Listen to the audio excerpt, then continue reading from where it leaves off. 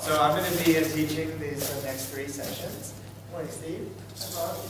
Okay, we are going to be studying the book of Esther. So let's begin with our blessing. Baruch atah Adonai Eloheinu melech haolam asher ishanu b'mitzvotav v'tzivanu la'asot b'divrei Torah. Okay, so I've been excited to teach Esther. This is my favorite book in the Tanakh. So the book of Esther is, I guess it's kind of interesting in relation to the other books that you've been studying, because this is a book of the Tanakh that we read liturgically.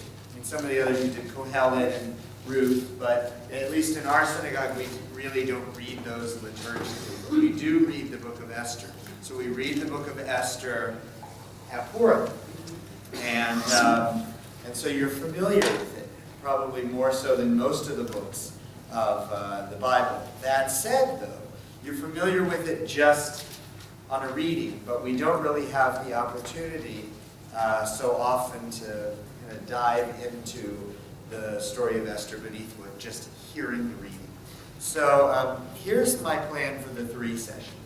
Today, I want us to read the book of Esther together. It's not that long. I think we can do it in the hour and a half that we have. I want us to read it, and we're going to pause along the way and raise questions, and I'll offer some comments and point out some difficulties and so forth within the book of Esther. And then next time, we're going to compare the text of Esther that we have in our Tanakh with another version of Esther that exists. There are actually three versions of Esther that are in existence. There's the one in our Bible, which is called the Masoretic text. That's generally the name for the text in our Bible. Then there are two other versions of Esther that are written in Greek. We're going to compare certain of the key passages in our version of Esther with one of the Greek texts, and talk about some of the differences and what we can learn about our story of Esther from that comparison. And then in the third session, we're going to look at Esther in the Midrashic tradition. And the rabbis, we're going to look at a text which is called the Targum of Esther. I'll explain more about what the Targum is in the session 3, but it is a text of Esther that is the text kind of interspersed with Midrashic elaborations. So that's a very interesting. There are actually two Targums of Esther. We're going to look at one of them. So that's kind of how we're going to do it, how we're going to go about doing it. Just very brief background about Esther for our purposes today. So Esther is interesting in terms for biblical scholarship because what is the most important historical archaeological discovery in the biblical scholarship in the last century? The Dead Sea Scrolls. Okay, the Dead Sea Scrolls were texts of the Hebrew Bible that belonged to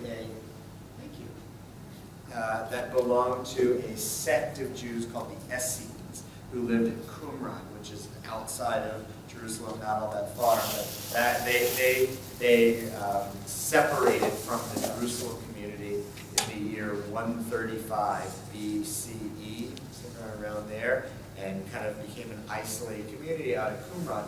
So they took texts with them and then lived in an isolated life. So when the Dead Sea Scrolls were discovered, these documents indicated what the Essenes had in their possession, and it gave scholars the ability to kind of date. By 135 BCE, that's when the Essenes separated out, and what they had with them, at that time, kind of marks a certain point in the calendar. We can say maybe a text that they had, it pre-existed 135, etc. There's a lot that can be done.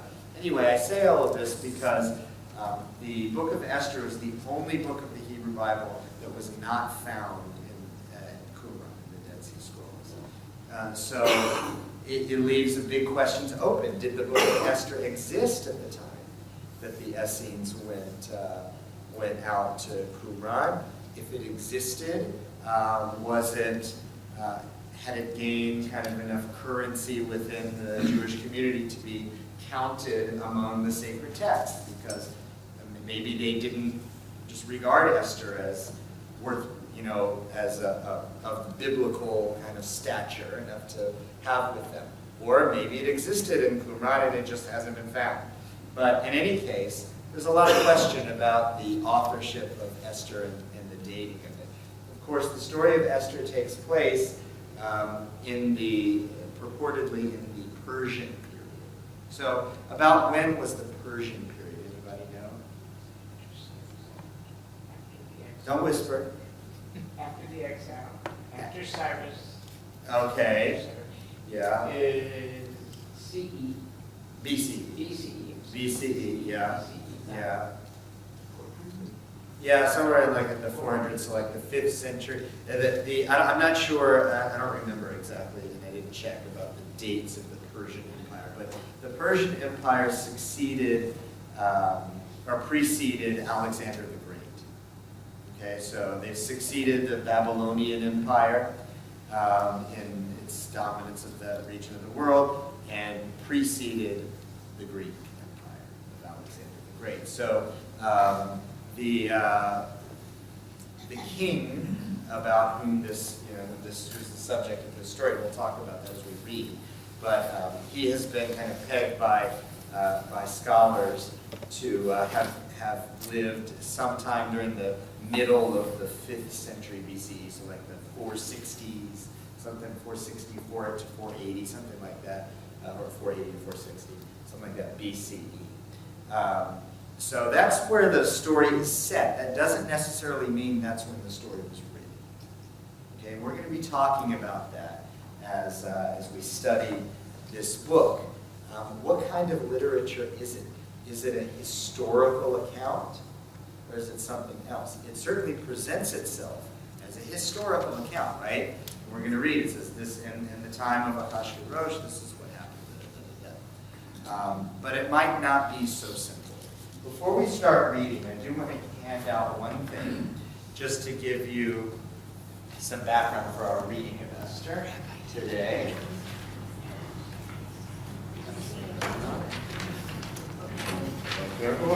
Okay, so there's a front and a back.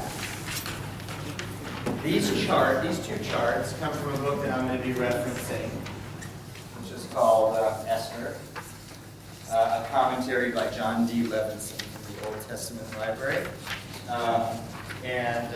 He points out, he hypothesizes, as do many scholars of this book, that the story of Esther is something other than just a historical account. That, at least in the way that it's structured, it has, it suggests that it is a fictitious account, or at least partially fictitious. Okay, it's structured as literature or a play or a drama would be structured. And he points out, I want to start on the front side where it says structure and style.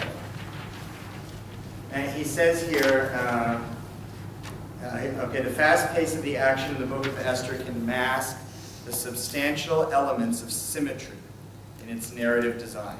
One central structuring element is the sequence of banquets throughout the book. Okay, so you know this just because you hear the story, but now you're going to read it and you see that banquets, there are 10 in the story of Esther. And they come at inflection points kind of in the narrative. And as Levinson draws out the chart here, you can see that there's parallelism in the banquets in terms of what they are and their function in the story. So it begins with Ahasuerus' banquet for the nobility and his banquet for all the men in Susa, is how they write Shushan in the academic literature. Then you have Vashti's banquet for the women and Esther's enthronement banquet. And then Haman and Ahasuerus' banquet, Esther's first banquet with Ahasuerus and Haman, and the second banquet, and then the feasting and celebration of Mordecai, the Feast of Purim, and the second Feast of Purim. And he shows how each of them is kind of symmetrical. It has a parallel, 1 and 10, 2 and 9, etc., in terms of structuring the story. If you flip to the back side, he gives another very useful diagram that shows the symmetrical structure of the story. So he marks it out, A and A prime, B and B prime. And you can see how they're mirror images of each other. So A is described the greatness of Achashverosh, A prime, the greatness of Achashverosh, and Mordecai at the end. The two banquets of the Persians, the two banquets of the Jews. Esther identifies as a Gentile, Gentiles identify as Jews. Elevation of Haman, elevation of Mordecai. The anti-Jewish edict, the pro-Jewish edict. The fateful exchange of Mordecai and Esther, the fateful exchange of Achashverosh and Esther. The first banquet of the threesome, the second banquet. So we're going to read, and you'll see, I don't want to go into depth into the charts, other than just to present the idea of symmetry in the narrative to you, so that when we're reading it, you can see how it plays out. And Levinson argues, as do others, that the symmetry, the structure of the narrative of Esther is itself conveying a message that the story wants the reader to have. Okay? So we'll keep that in mind as we read and keep that question on the table.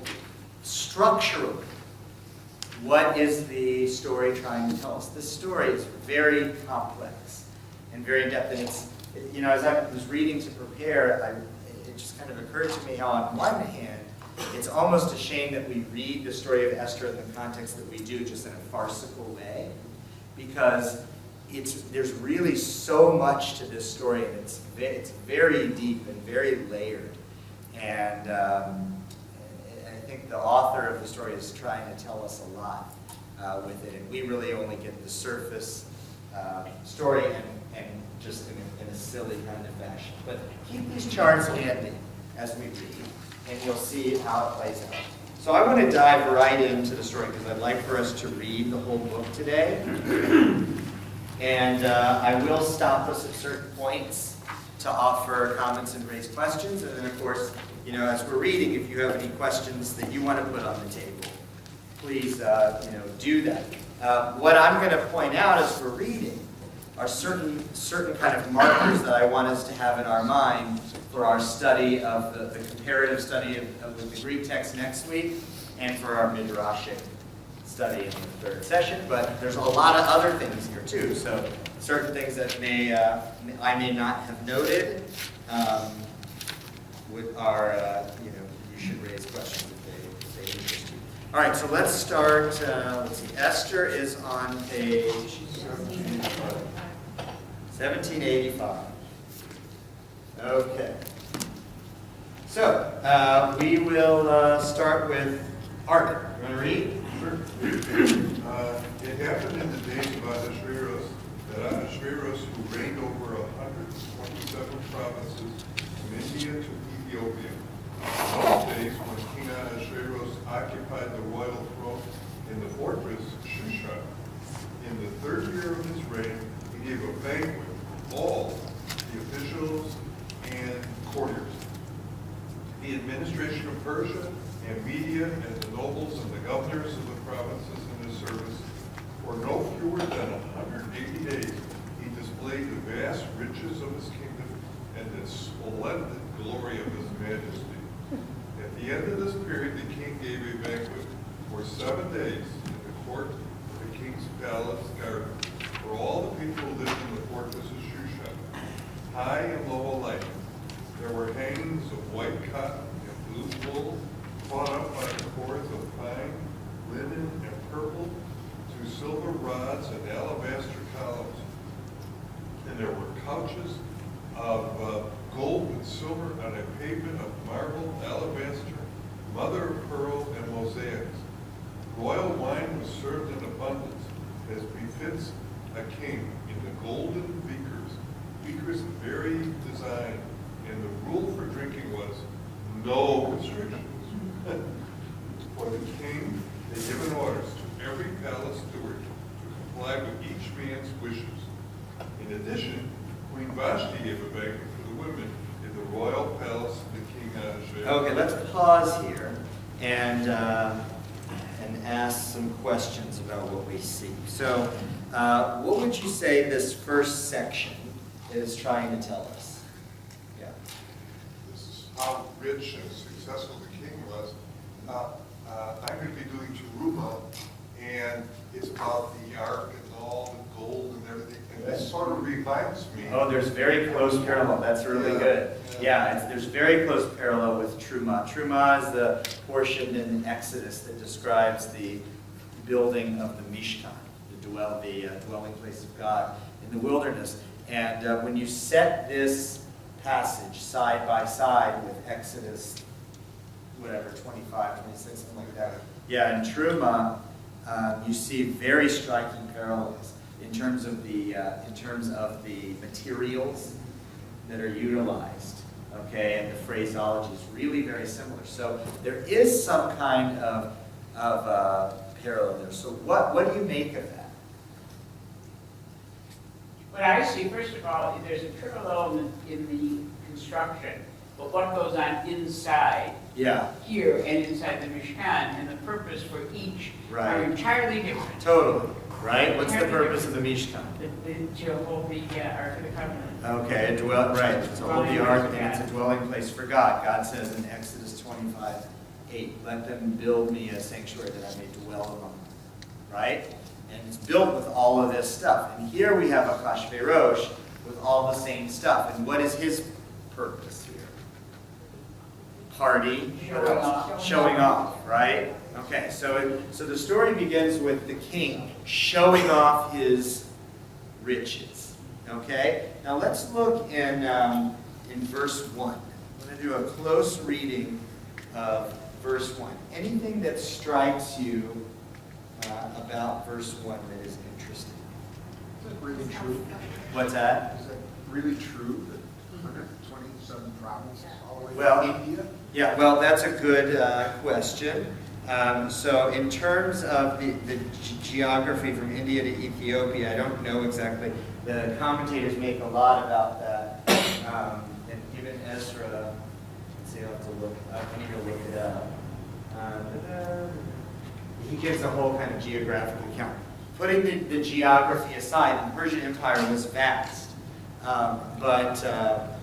But the scholarship on it, and I'm going to draw a lot from this book, which is called Character and Ideology in the Book of Esther by Michael V. Fox. He points out, he makes reference frequently to the historian Herodotus, who was kind of the historian of the Persian Empire in this particular period. And Fox says that Herodotus points out that, not speaking about the Book of Esther, but that there were something like, I think he says 20 provinces in the Persian Empire, that it was divided into 20 or so provinces, not 127. So just in terms of comparison with Herodotus' history, this is not accurate. Fox says it would be like a historian talking about the United States and saying the 300 United States. It's a huge number that's way much bigger. Now, 127. Does that number strike you with any familiarity?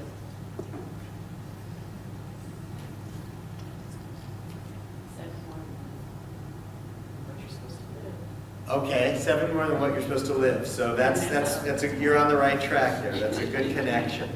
Like we were talking about 120 years. Yeah. Who lived 120?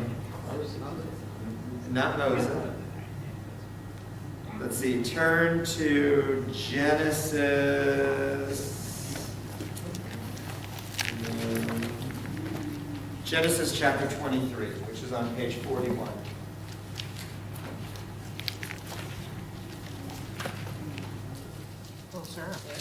Sarah. Sarah's lifetime. The span of Sarah's life came to 127 years. Now, I don't know what the significance of that is. The Midrash makes something of it. Okay? But it's what we can tell from our knowledge of the academic literature is that 127 is not accurate in terms of describing describing the provinces of the Persian Empire, but 127 does have significance in the Hebrew Bible. It's the number of years that Sarah lived. So we'll have to investigate that a little bit further, specifically when we get into the Midrash.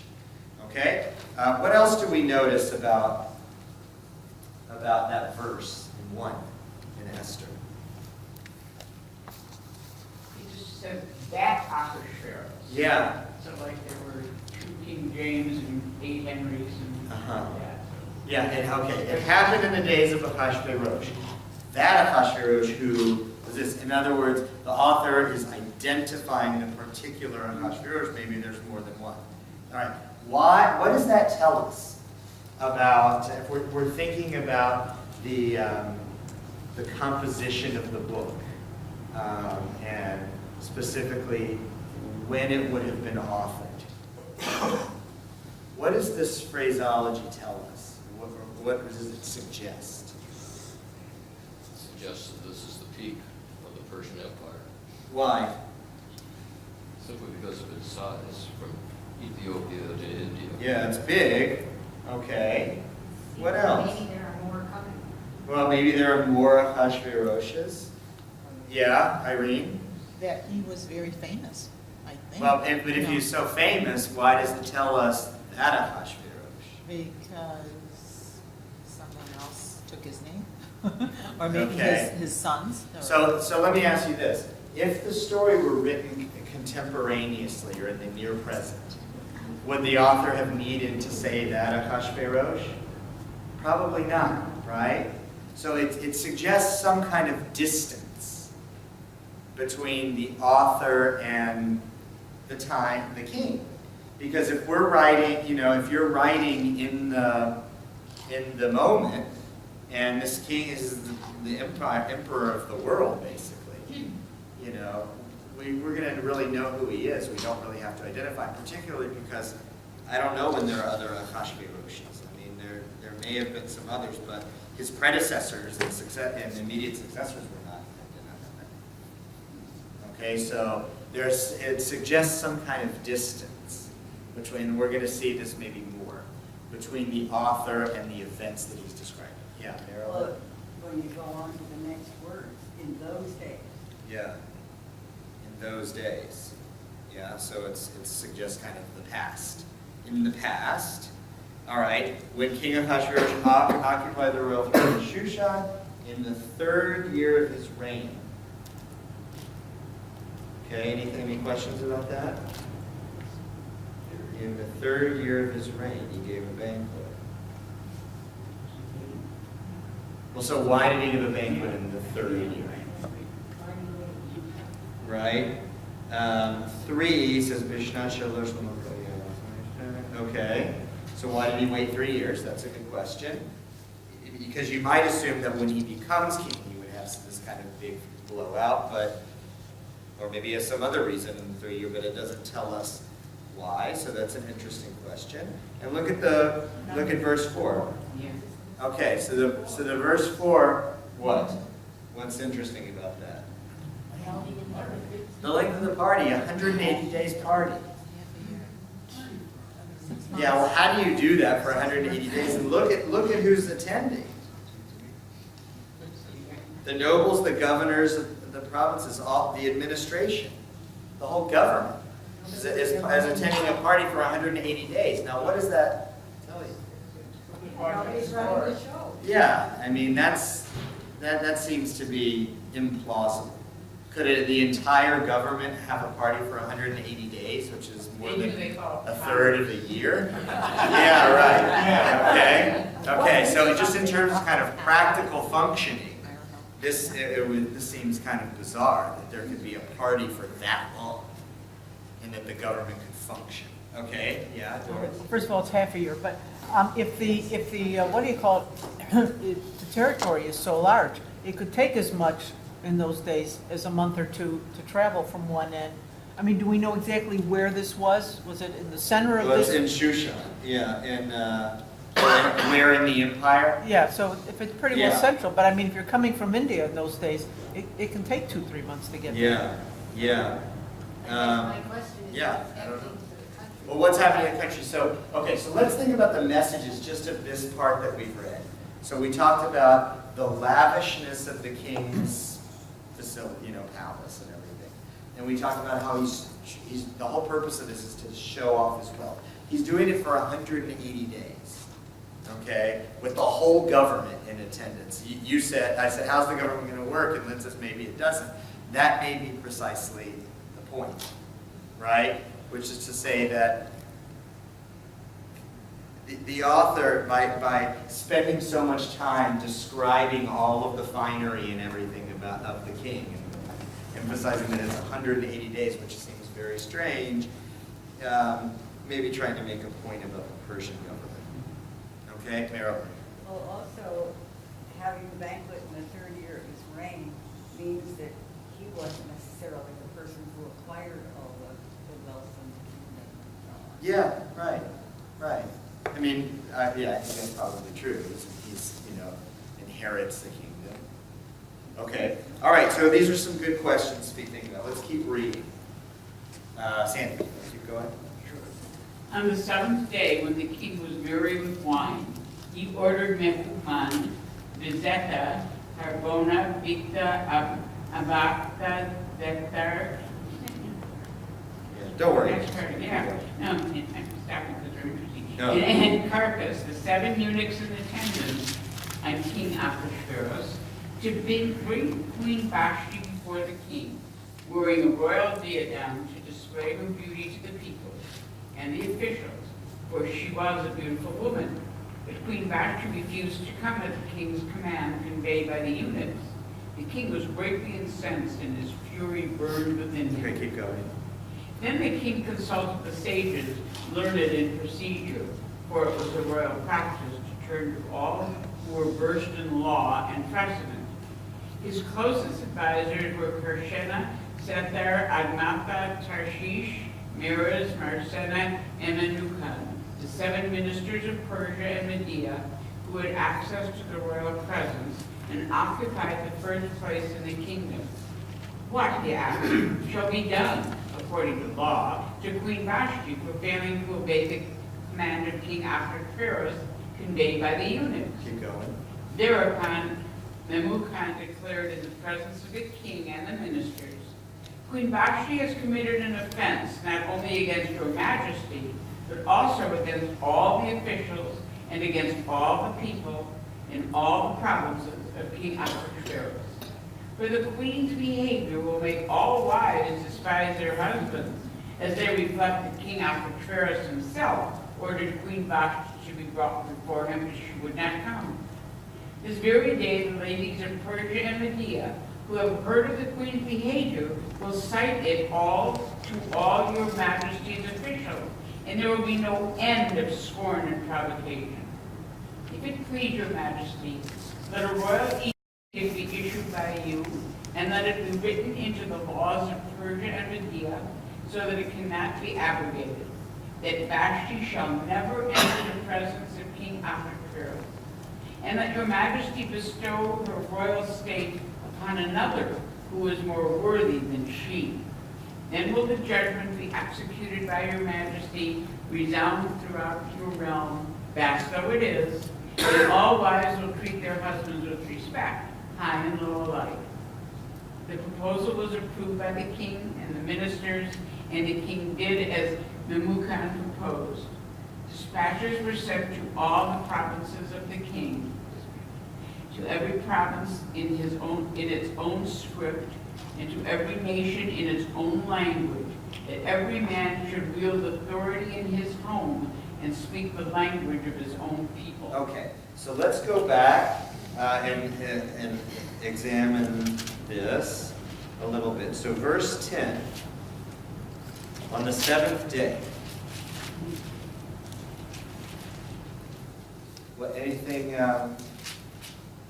we've been presented with some numbers so far in the story. What numbers have we seen? 180 days, Third year. the 3rd year, the 7th day, 7 eunuchs. What's that? The Sabbath. Yeah, this whole Sabbath is the seventh day. The number 7 is significant, right, in the Bible. It's a trope, a literary trope. We see that number occur a lot. What about 3? Do we see that number in the Bible? Well, there's patriarchs, yeah. Third day. Turn back to Genesis chapter 22.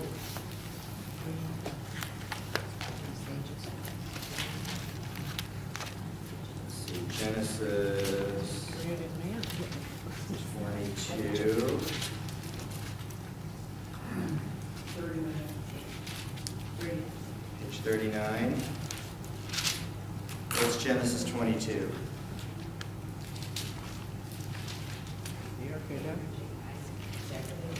Yeah, okay, look at verse 4. On the third day, Abraham looked up. This is when he's coming to do the sacrifice. The third day is a trope that happens throughout the Bible, as is the number 7. Let's be looking, as we read the story of Esther, for the numbers 3 and the number 7, because we're going to see they occur a lot.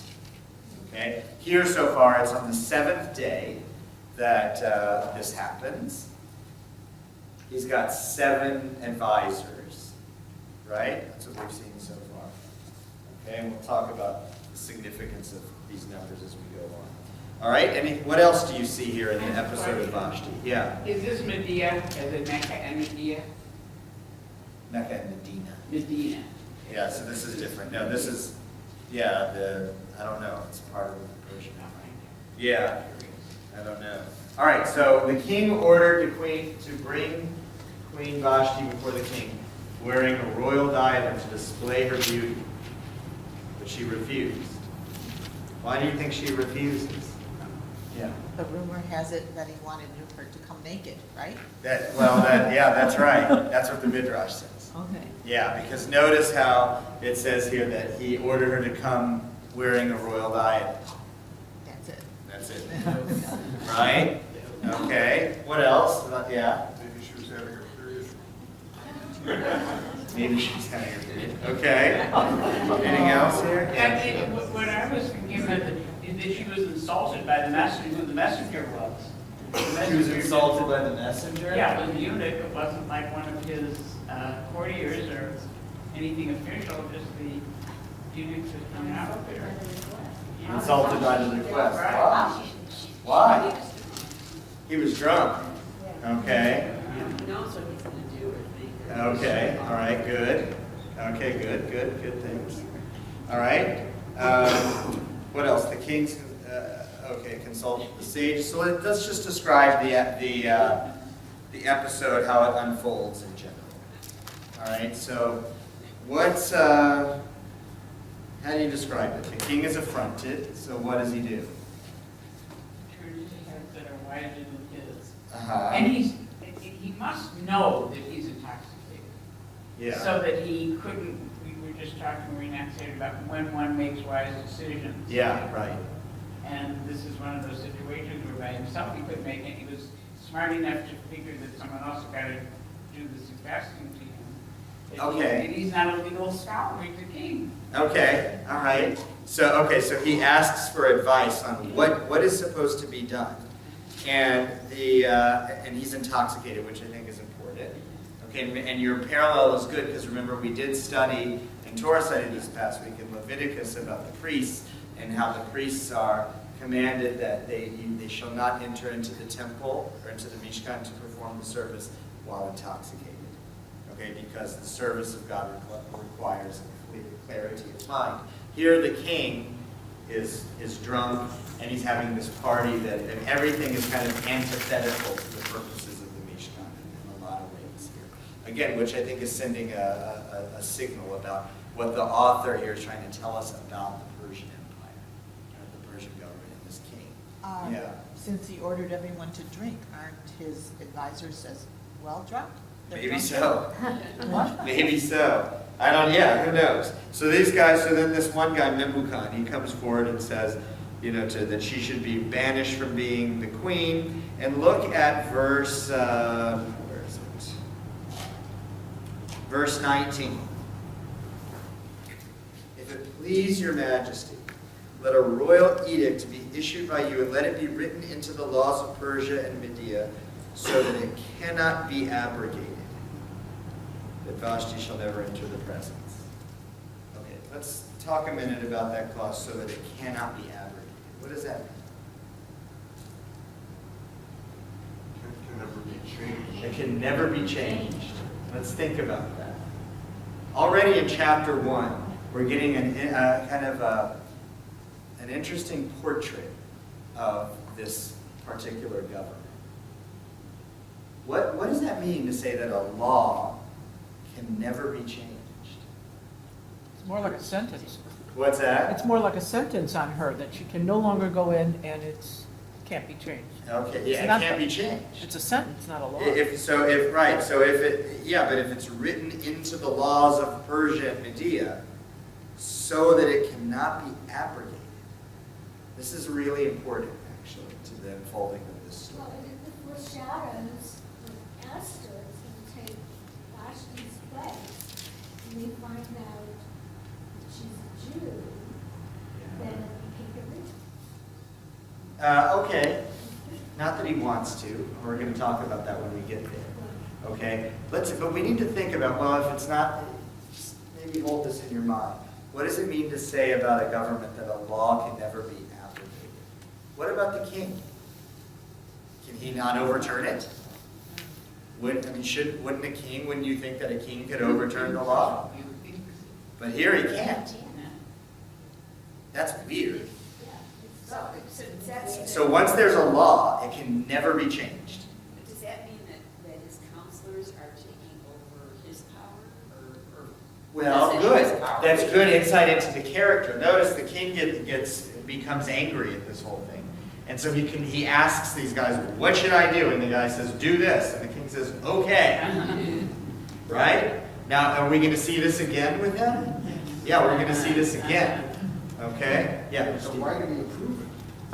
Why do you away from think? himself? Yeah, why do you think? Usually, not usually, but most husband and wife would discuss it or forgive or something. Oh, yeah. Kicks her out. What does this king seem to be concerned with? His image. His image is important because, remember, the advisor says, because now everybody's going to talk about how Vashti, disobeyed you, and that's going to create havoc in the empire, right? So he wants to preserve. He doesn't like that, and the king is very concerned about parties and riches and everything. When it comes to the matters of law, he seems pretty content to just turn it over to the advisors. That's really important in terms of how the story develops, because this is all foreshadowing Haman. Right? The intro to the story is a strange intro because, yes, it has the Vashti episode, which, her exile sets the stage for Esther. But the chapter is quite long and goes into a lot of detail about the king and his advisors and the party and all that. We really could have set the stage for the beauty pageant, etc. in chapter 2 with one sentence. You don't need all of this, really. Except for if the author is trying to create a picture, which it seems that he is, of a king who is a kind of a buffoon, who cares about parties and, in the excess, doesn't really much pay attention or care about affairs of government and state. He holds a party for all of his officials for 180 days.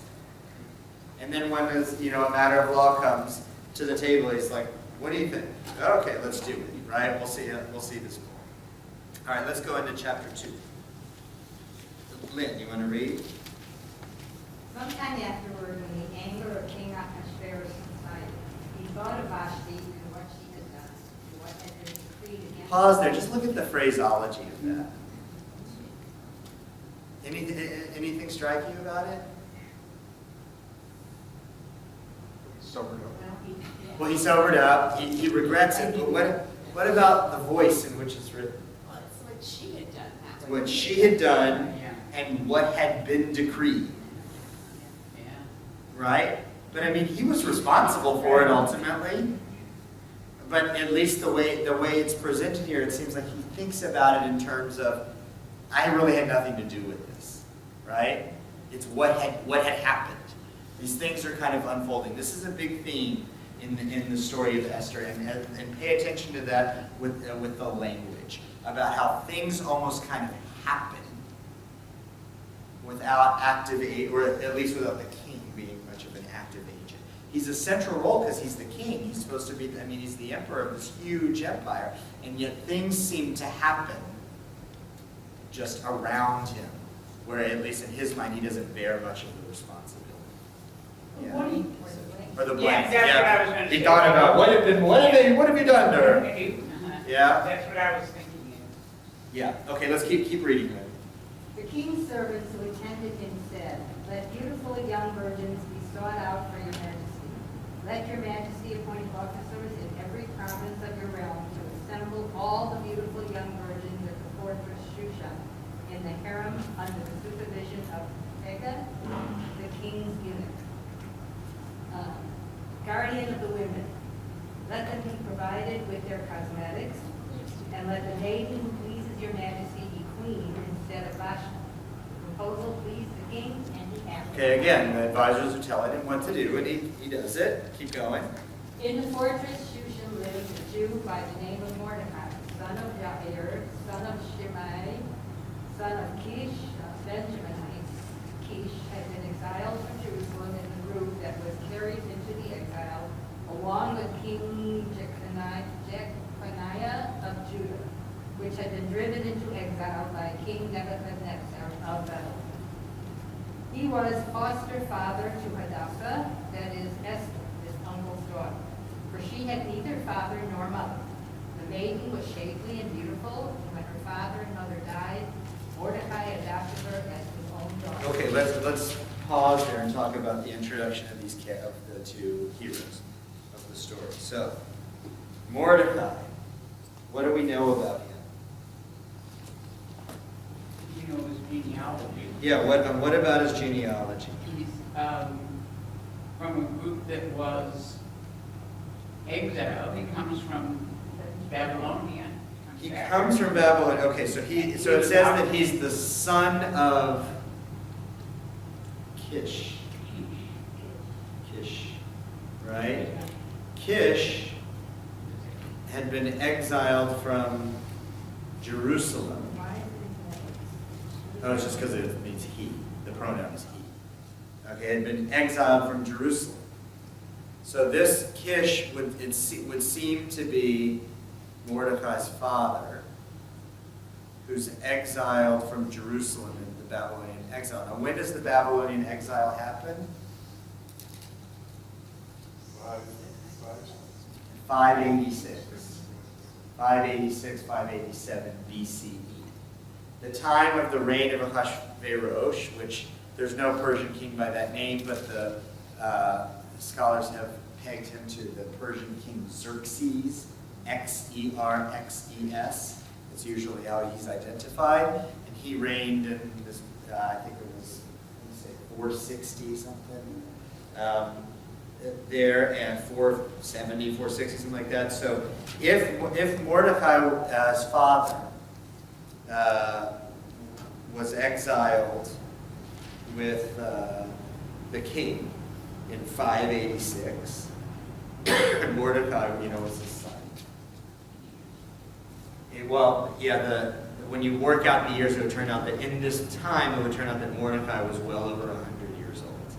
Okay, were that the case, and Esther would be his daughter, so she'd be really, really old, right? At least compared to what the king is looking for. Okay, so there's a problem with the dating in terms of that. Even Ezra comes in and explains this, that the genealogy that's given doesn't give the whole line, it just cites the important figures in Mordecai's genealogy, and it gives Kish here because Kish is the father of Saul, who becomes the king. He's an ancestor of Saul, who, or not an ancestor, the father, I think, of Saul, who would have reigned in the sovereign in the land of Israel. And Ibn Ezra says that he's given not all the intermediate ancestors, but Kish is given because it tells us that Mordecai is a descendant of Saul.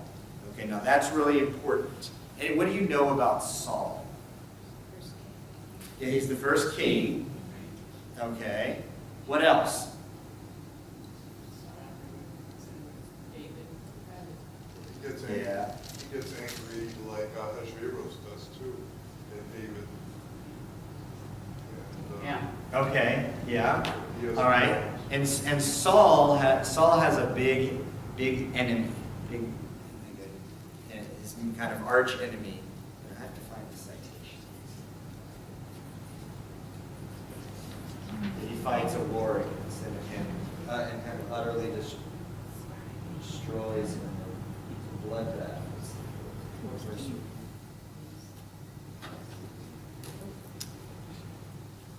Chapter 2.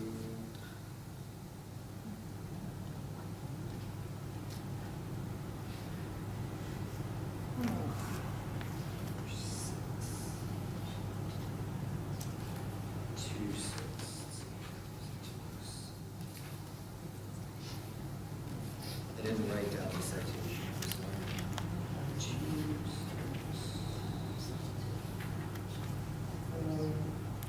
Xerxes reigned 485 to 467 BCE. It's not here. I'll have to look it up. Saul in the books of Samuel, that's where Saul is. His arch enemy is a king by the name of Agag.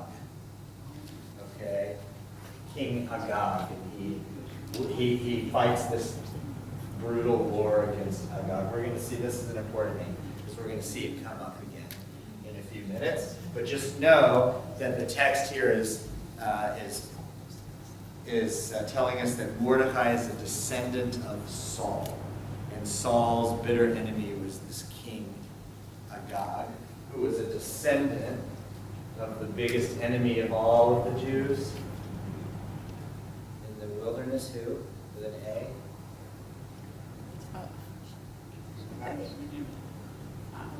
Amalek. Okay. Amalek is the nation of people that ambushed the Israelites in the wilderness and becomes kind of the embodiment of evil. Exodus chapter 17 talks about blot out the memory of Amalek from the face of the earth. God will be at war with Amalek forever. Okay. Agag is the king of this Amalek nation. Okay, and this is who Saul does war with. Okay. All right, and Esther. Look at Esther. Look at verse 7. What about this? I always thought that Mordecai was her uncle, but he's her cousin, according to this. Yeah, there are different kind of I mean, we call midrashim people about uncle when they're not really, Yeah. my mother's friend, Uncle, aunt, uncle. cousin, yeah. Honorary, Yeah, the Talmud says that they were married. yeah. Yeah, that Esther and Mordecai were married. There are different takes on the relationship. We may see that when we look at the Targum. But what about verse 7? Anything in terms of the phraseology? What? Yeah. The first time that foster father had been used? Well, that's just an English translation. Oh, that's, okay. Yeah. Because he kind of adopted her. She didn't have any parents.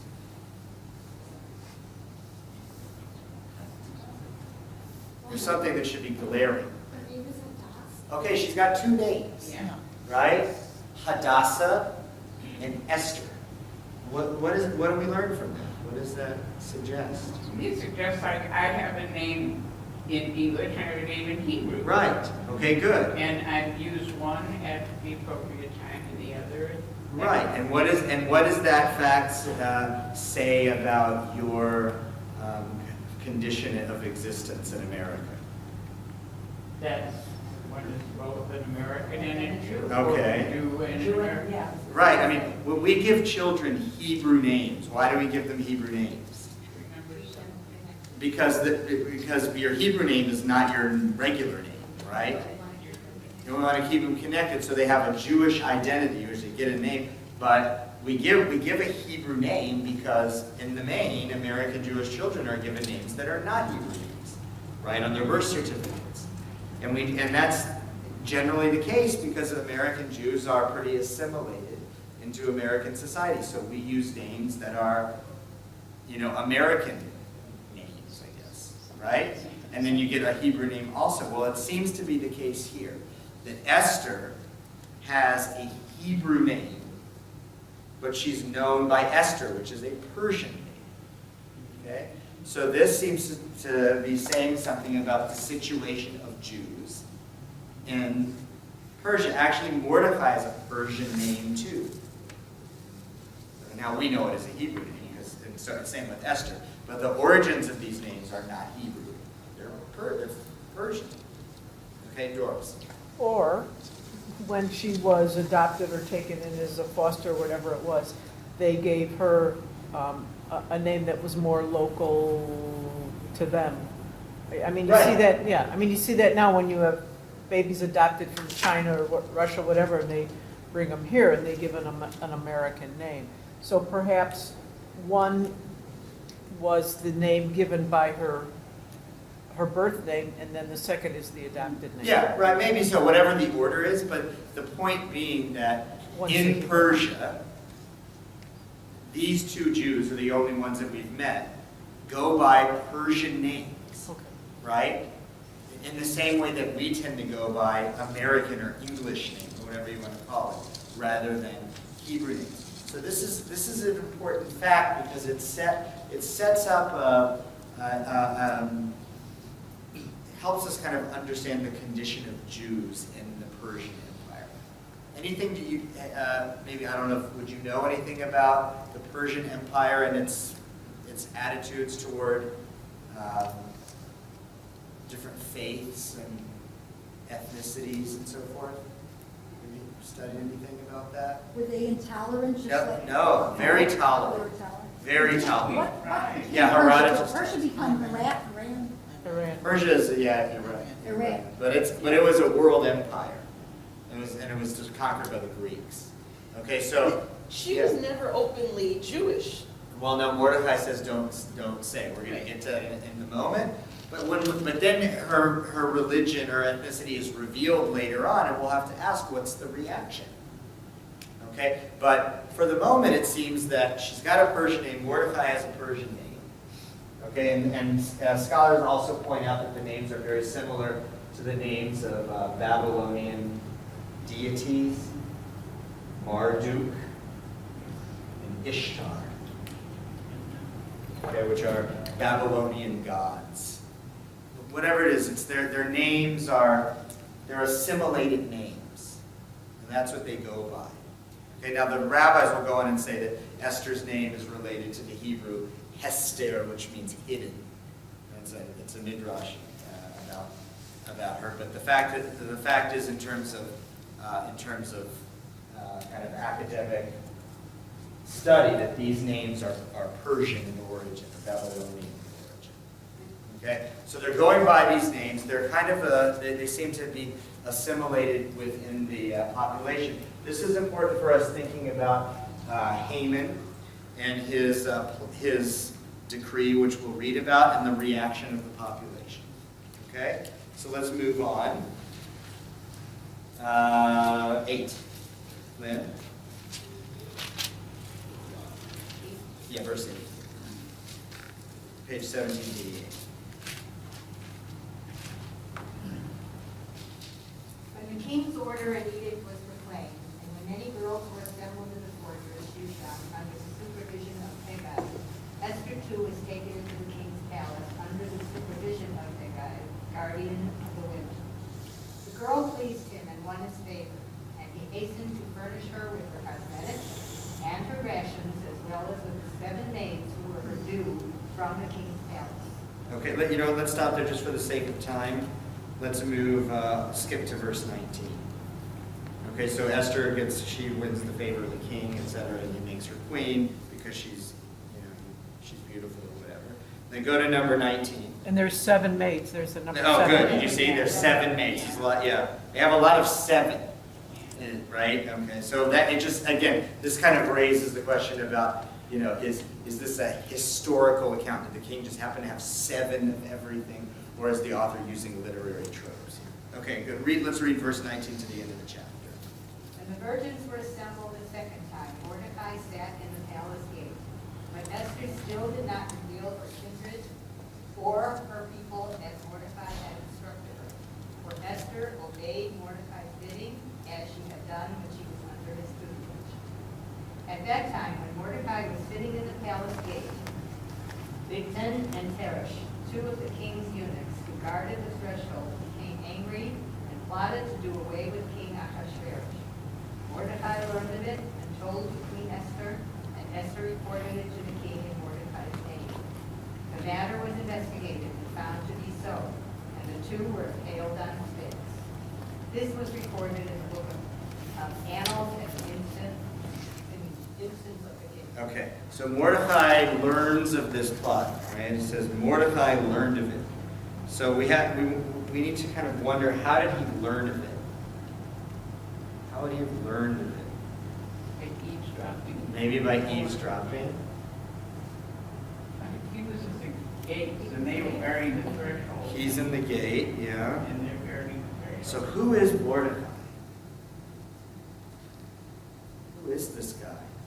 That he's got access, he's got this kind of access.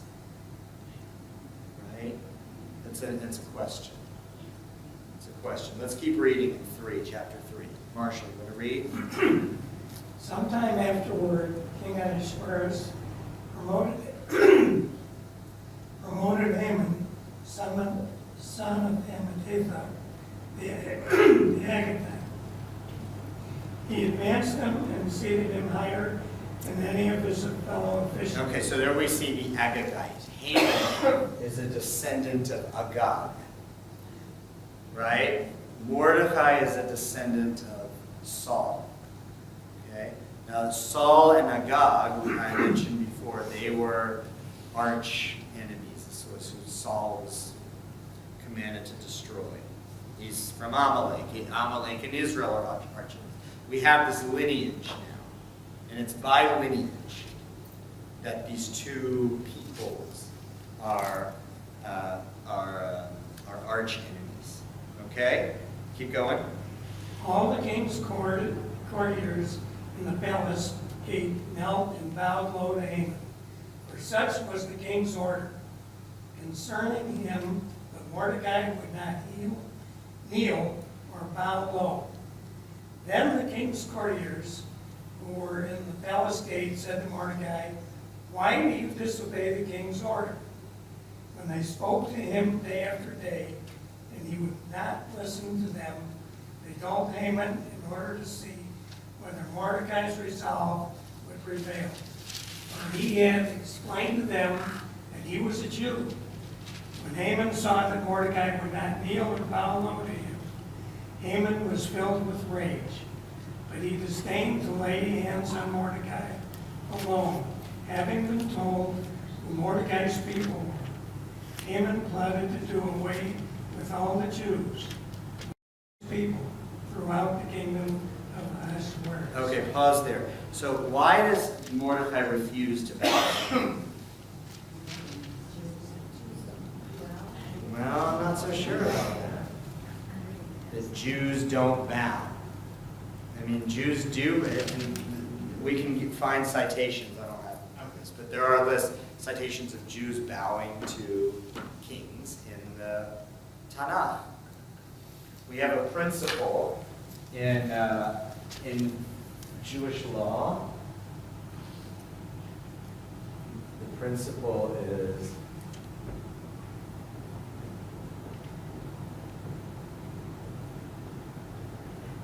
Dina de Malchuta Dina.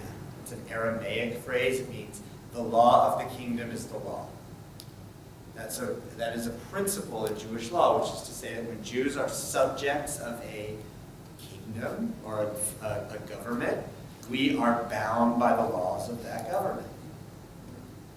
Okay, there's really nothing that should indicate that a Jew is forbidden to bow down to a foreign official, to a government official.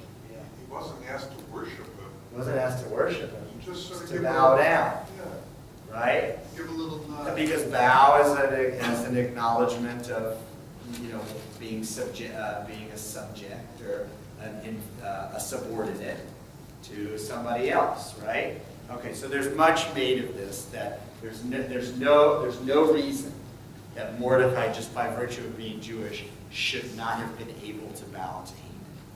Okay, so this will lead to midrashic explanations about why he is refusing to bow. And we'll see, it's pretty creative, it's some interesting things, but what we can say at the outset is it's not because Jews don't bow to foreign officials. Yeah. So, but Mordecai's and Esther's relationship was known. So, right? I mean, they knew that Mordecai was. I don't think so at this point, no. Oh, okay. So I'm worried about the time was to be able to figure out that Esther was also Jewish. Yeah, no, well, that's why Mordecai says don't tell anybody. We skipped that part. But he tells her, don't tell anybody you're a Jew. Okay? It's not clear as to why he says that, because the Persian Empire was not intolerant of Jews, and when her identity is exposed, the king doesn't really care. But I thought that the king knew that Mordecai and Esther were related. No, not yet. No, not yet? Not yet. No, that's only revealed much later in the story. Okay, but so right now, there's no reason why he shouldn't be able to bow, except for the fact that we know that Mordecai is a descendant of Saul and Haman is a descendant of Agag, and these are mortal enemies. Okay, so that may be the explanation, but we're going to read some others. Okay, let's continue. Okay, verse 7. So this is a pivotal scene. Erwin, you want to read? In the first month, that is, the month of Nisan, in the 12th year of King Ahasuerus, which means Malach, was cast before Haman concerning every day and every month, until it fell on the 12th month, that is, the month of Adar. Haman then said to King Ahasuerus, there is a certain people, scattered and dispersed among the other peoples in all the provinces of your realm, whose laws are different from those of any other people, and who do not obey the king's laws. And it is not in your majesty's interest to tolerate them. If it please your majesty, let an edict be drawn for their destruction, and I will pay 10,000 talents of silver to the stewards for deposit in the royal treasury. Thereupon the king removed his signet ring from his hand and gave it to Haman, son of Hammedatha the Agagite, the foe of the Jews. And the king said, the money and the people are yours to do with as you see fit. Okay, so let's pause here. Let's talk a moment about the character of Haman, from what we've seen so far. How would you describe him? Well, it's particularly malicious because he said all the Jews. I can understand if he said, okay, I'm going to kill Mordecai because he didn't want to obey my law, but when he applies it to all the Jews, and then he says those certain people, that sort of sounds snotty. Okay. It Yeah. doesn't that kosher. So he's an anti-Semite. Yeah. Okay. Yeah. Okay. What else about him?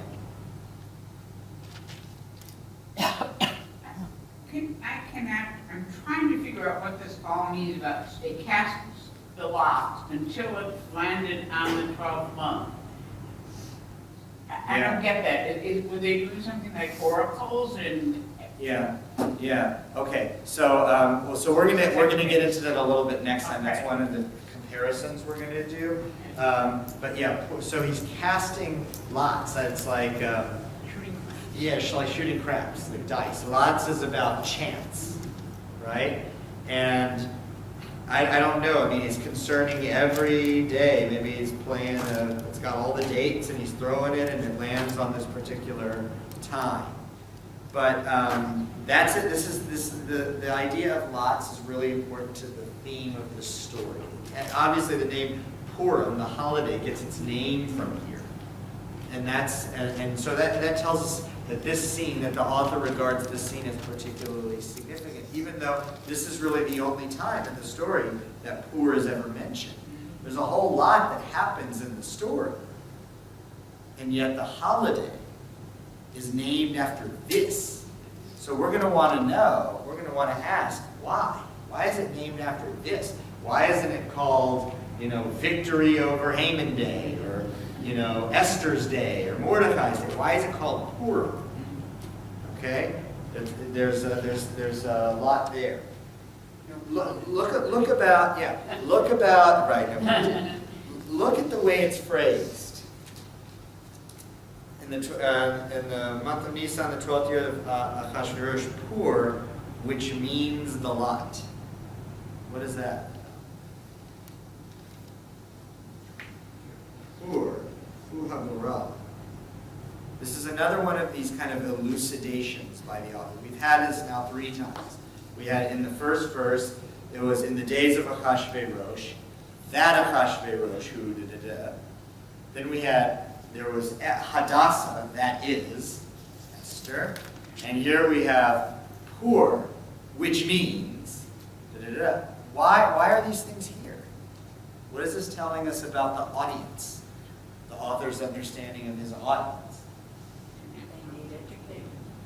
Well, not well educated in what? Of the customs and the mores and the laws of how things work. Yeah, okay, of the Persian Empire. Yeah, the empire. But even more than that, Okay. what else? The language. The language. I mean, okay, Pur is not a Hebrew word. It's a Persian word. Okay? So the author translates it for the reader.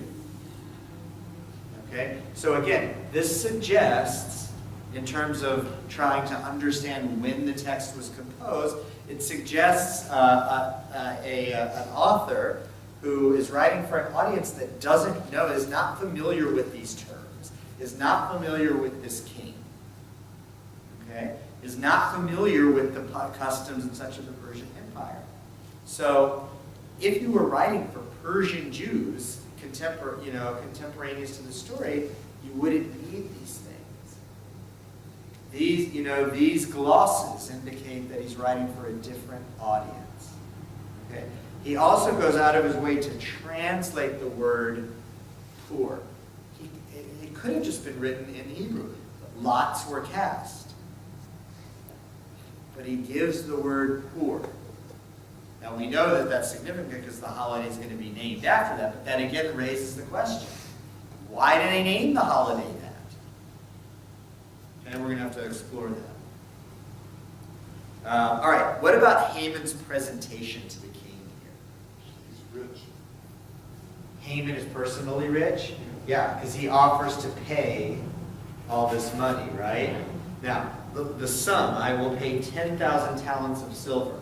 Fox, in his book, he says, we don't really know how to translate that into modern day currency, but what we can do, based on historical sources, is compare it in its own time to sums that were known. So he says that according to the historical sources, the gross national product of the Persian Empire, the revenue of the Persian Empire, was 17,000 talents in a year.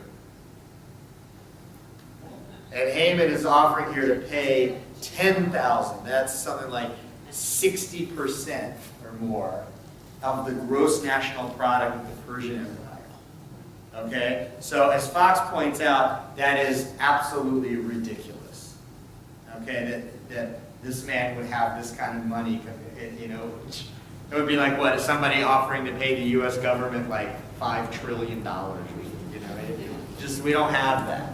Okay? So again, it points to kind of the historicity question, and also just the over-the-topness of Haman. If the author is using these outlandish numbers, 180-day party, 10,000 talents, just to paint this kind of farcical picture almost of the Persian Empire.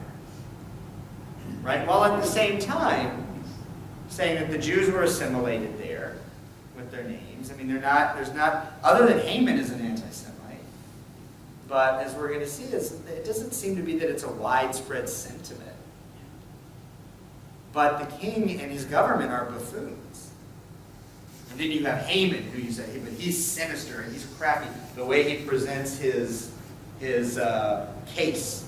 There's a certain people scattered and dispersed among the other peoples in all the provinces of your realm. When you just read that, and he begins, his statement here is not wrong.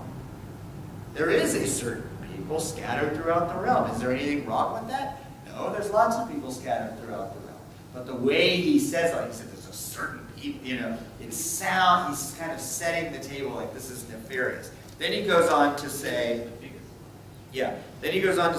whose laws are different from those of any other people. Now again, that's not an entire lie. Jews do have different laws, religious laws. But we learned about this principle here, Dina de Malchut Dina. The law of the kingdom is the law. There's no reason to say, based on any kind of fact, that the Jews didn't obey the laws of the Persian Empire. They did. They had their own religious laws too that were different. But so Haman gives these half-truths, right? But sets it up in a way that sounds really nefarious. Then he goes on and says, who do not obey the king's laws. Now that appears to be a lie. And it is not in your majesty's interest to tolerate them. Okay, and then he says, if it please your majesty that an edict be drawn for the destruction, I'll pay you. Okay, I'll take care of it. You don't have to do anything. Thereupon the king removes the ring and gives it over. It's the same thing that he did with the Vashti episode. Right? This king seems pretty content. If others are going to say, we'll take care of it for you, fine. Do it. I'm going to get back to my parties and my women. The king there's lots and lots of description here about how, we skipped a lot of it, about how the women were beautified with all the cosmetics, and he has a different woman coming to him every night, and he's got all of these parties going on. But affairs of government and stuff, he just doesn't care. This guy's not interested. Now, is that an accurate picture of King Xerxes? I don't know. But this is the picture that this author is painting of Ahasuerus as king in the story. The historians gave too much to Xerxes because he was powerful and he was in control historically of his empire. I mean, that's the really of Xerxes. So this makes this more interesting even. Yeah. And I'm taking. Yeah, this guy's a joker. Yeah. Right? I mean, he doesn't have a handle on anything that's going on. So And it seems like Haman pulled the wool over his eyes because there's 127 provinces or something. You guys are just picking on the one. Right. That's a good insight. The king asks no questions. He didn't ask questions before. He's just like, what do we do? Right? Here, the king asks no questions again. Haman seems to say, there's this people, they're a problem. The king doesn't say, who are they? What kind of threat do they pose? What's happening? He doesn't care at all. As long as, he's like, well, do whatever you want. Okay, so this is a king who's very disengaged. Okay, it's an important theme. We're going to develop it more next time. Okay, so then, and another thing to notice, well, maybe we'll save that for the next comparison. All right. So then we're running out of time, so we just need to move on. So on the 13th day of the month, the king's scribes were summoned. The decree was issued as Haman directed to the king's satraps that another order was issued in the name of the king Ahasuerus and sealed with the king's signet. And the instructions were to exterminate all the Jews, young and old, children and women, on a single day, on the 13th of Adar, to plunder their possessions. Right?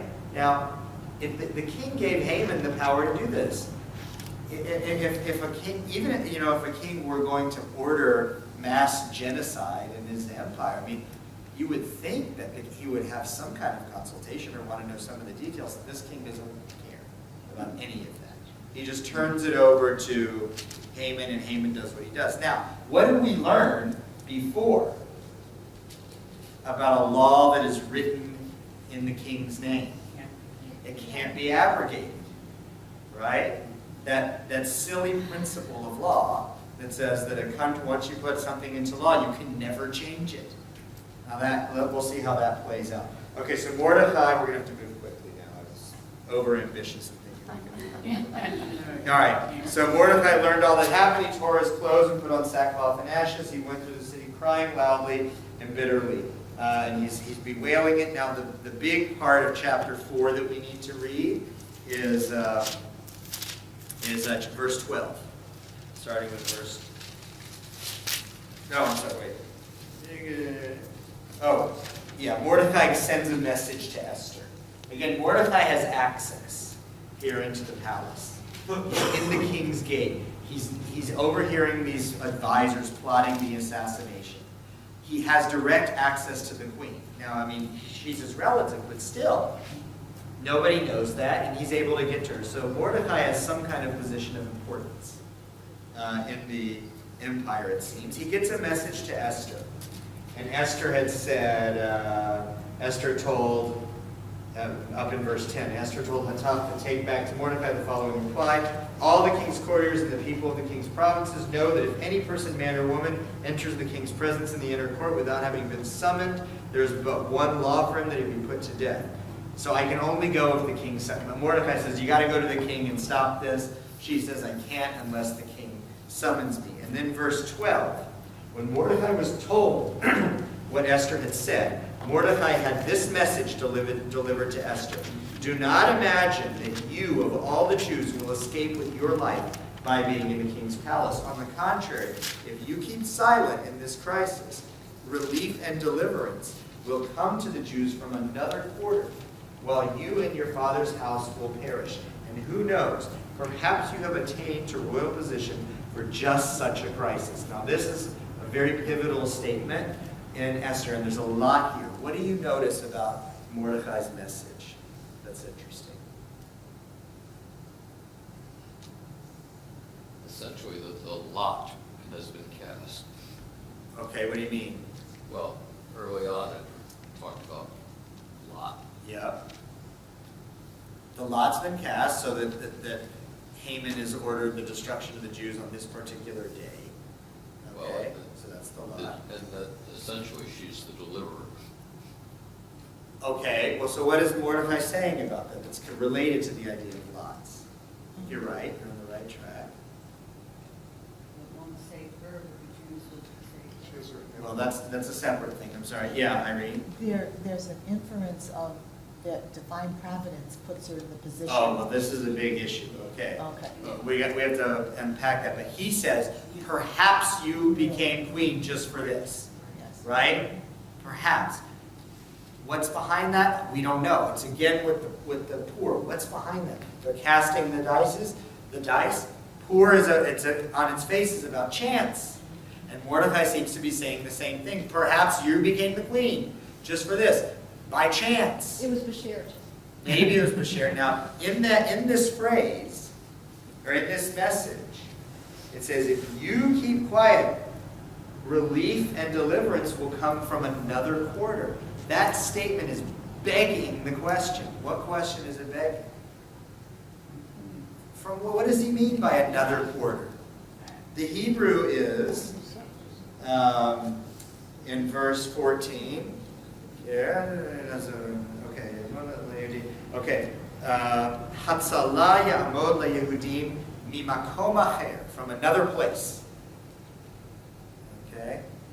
Deliverance will come from another place. What do you expect to read there? Does this defy your expectations in any way? You would expect him to say simply this: if you don't do something, all the Jews are going to die. There are no options. You might expect that, but given that he's saying, if you don't do anything, we're going to get saved from God. You would expect God to be right there, that God will save us. But it doesn't say that.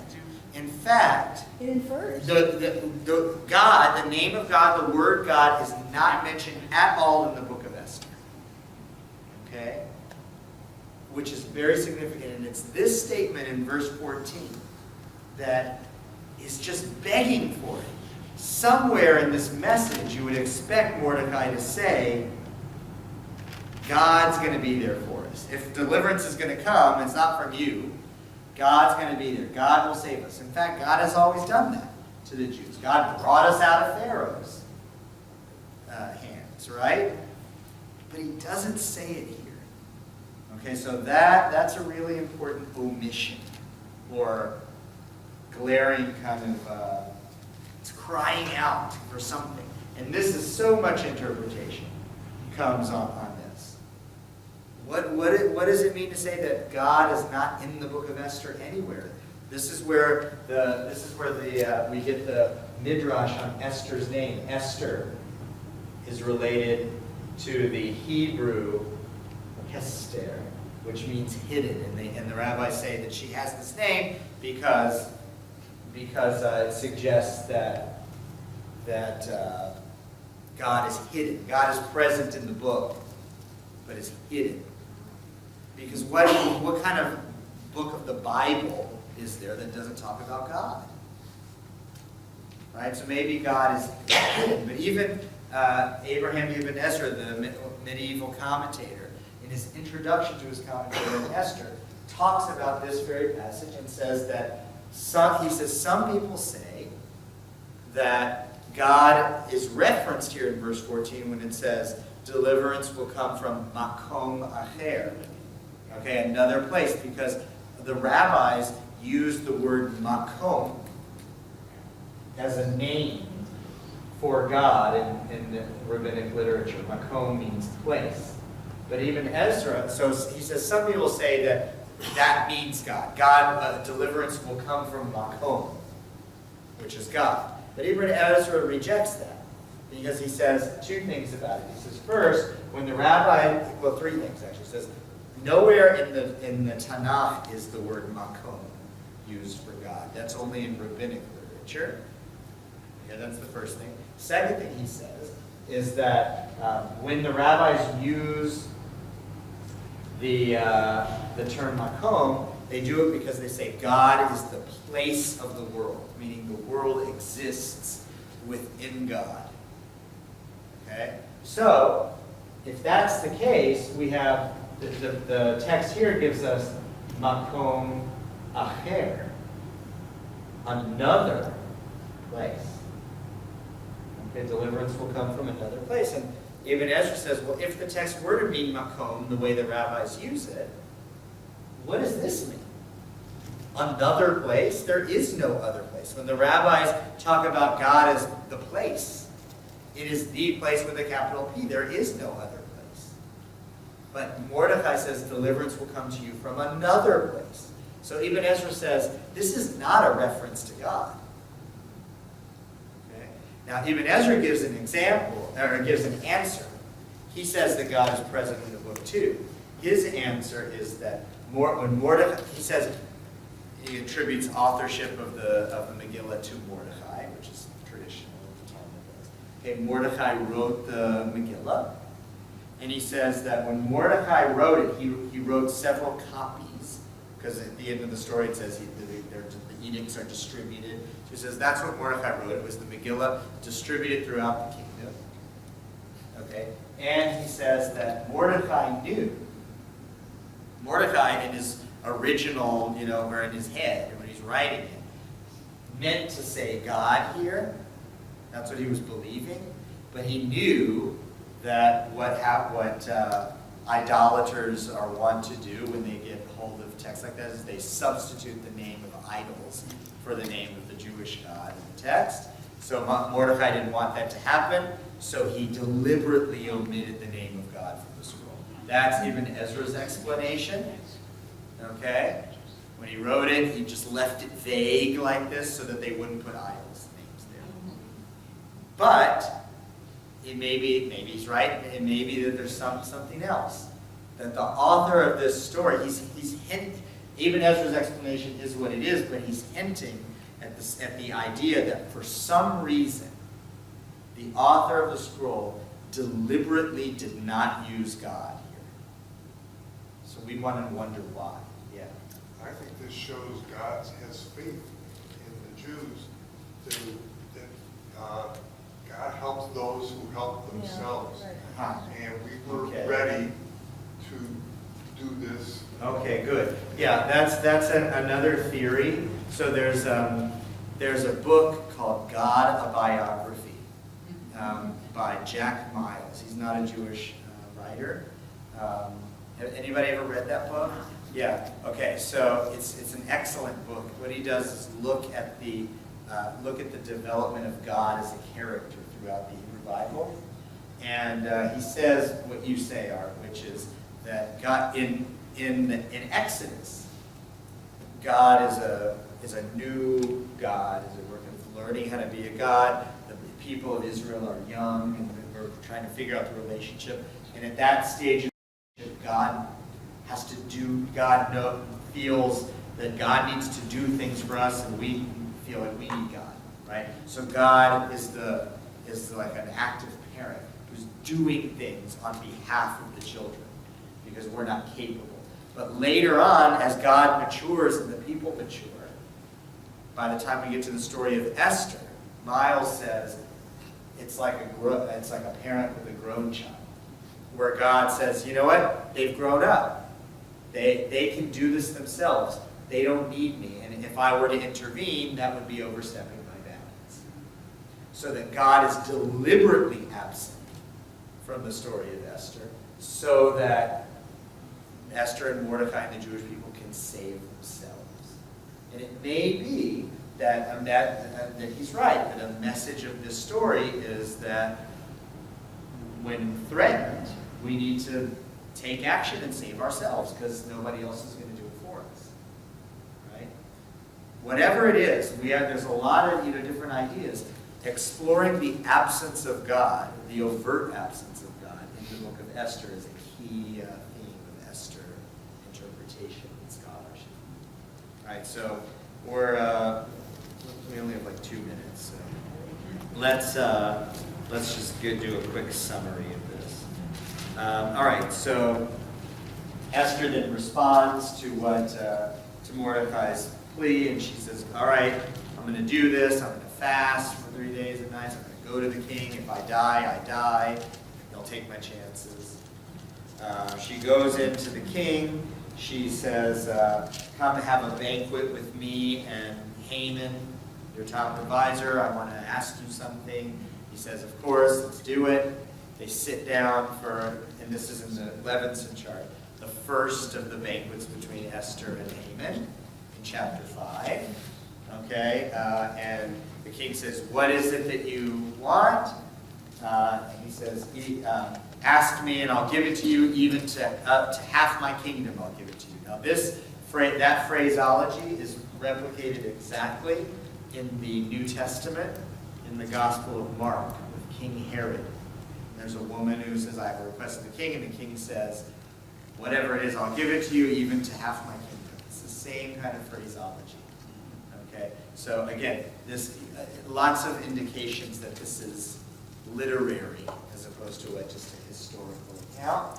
She doesn't tell him. She says, come back tomorrow, and I'll tell you then. Then Haman goes home. He goes home, and he's on cloud 9 because he had lunch with the king. Then chapter 6 is the pivotal chapter, really, in the story.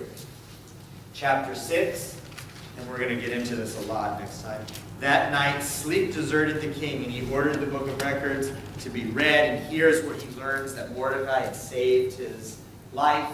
And he says, I want to honor this man. And he calls Haman in and says, Haman, what should be done for somebody who the king wants to honor? And Haman thinks he's talking about him, and he says, make him row it, put him on a horse and parade him through town. And the king says, great, take Mordecai and do it. And he says, do this, if you look at verse 10 in chapter 6.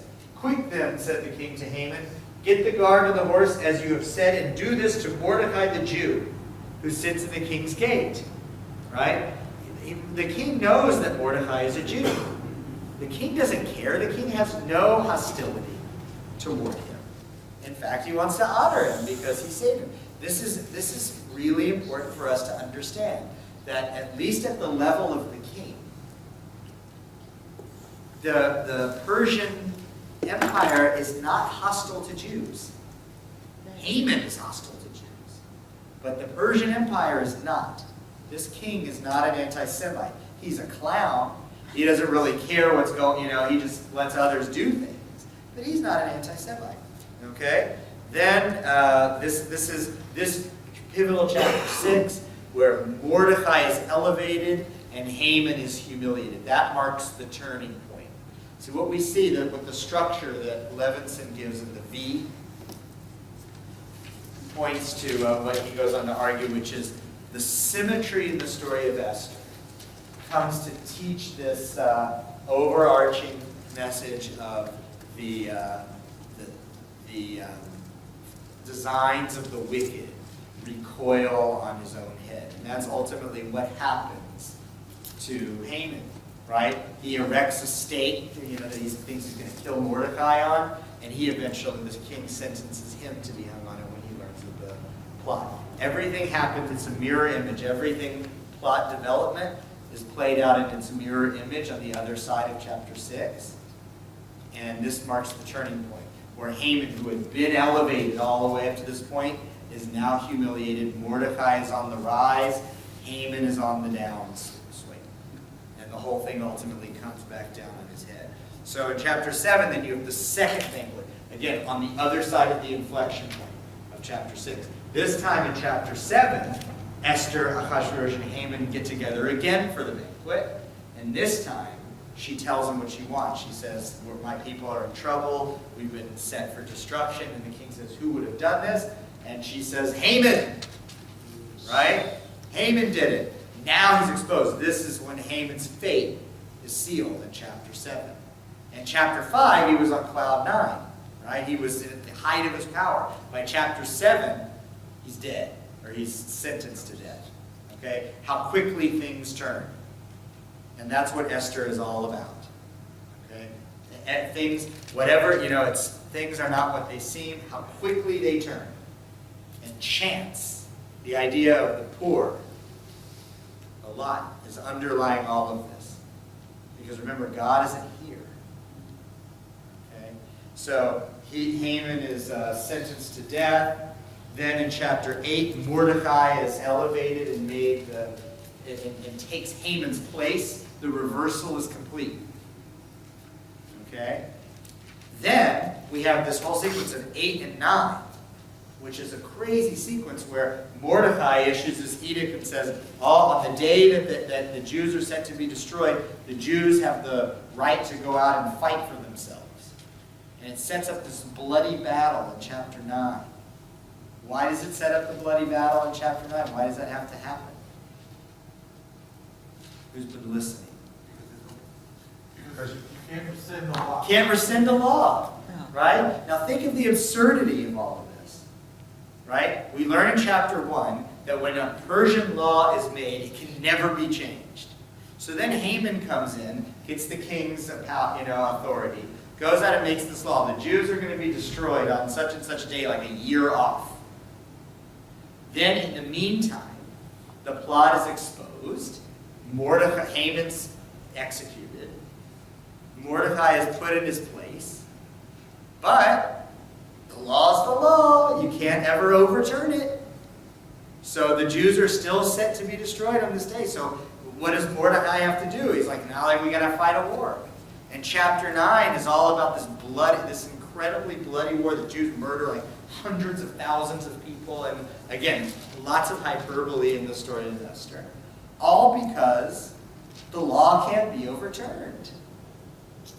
Right?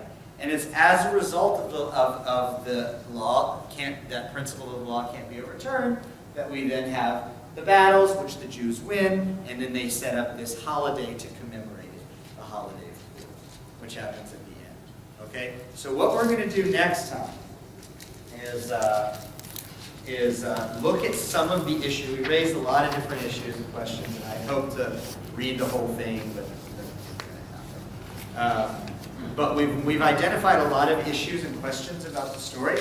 Next time, we're going to look at certain parts, some of these key passages, in comparison with another version of the story of Esther, which is in the main the same, but has some key differences.